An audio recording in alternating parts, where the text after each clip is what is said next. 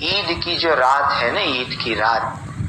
یعنی جب چاند ہوگا اور صبح عید ہے، اس کو عید کی رات کہتے ہیں۔ تو عید کی رات تو عبادت کی رات ہے۔ ایک ودیارتھی ہے، اسٹوڈنٹ ہے،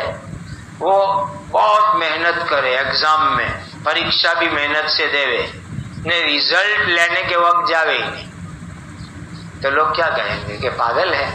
اتنی محنت کی، ٹیوشن کیا، ایگزام دیا اور ریزلٹ لینے ہی نہیں گیا۔ تو عید کی رات تو ریزلٹ لینے کی رات ہے، اور دنیا کی جو پریکشا ہے نا، اس میں تو پاس ناپاس پتہ نہیں کیا ہوئے، لیکن اللہ کے یہاں تو انعام ملنا یقینی ہے، یقینی ہے، یقینی ہے۔ تو عید کی رات تو رمضان کی عبادت پر انعام لینے کی رات ہے، لہذا عید کی رات کے اندر بھی رمضان کی طرح عبادت کر، کہ بھئی چاند کی خبر آ گئی تو جماعت کے ساتھ نماز پڑھی، تہجد بھی پڑھی، دعا بھی مانگی، اے اللہ رمضان بھر کی ہماری ٹوٹی پھوٹی جیسی بھی عبادت ہوئی اس کو قبول فرما لو۔ تہجد پڑھو، عید کی رات میں بھی ذکر کرو، قرآن پڑھو، اللہ سے دعائیں کرو۔ عید کی رات تو انعام کی رات ہے،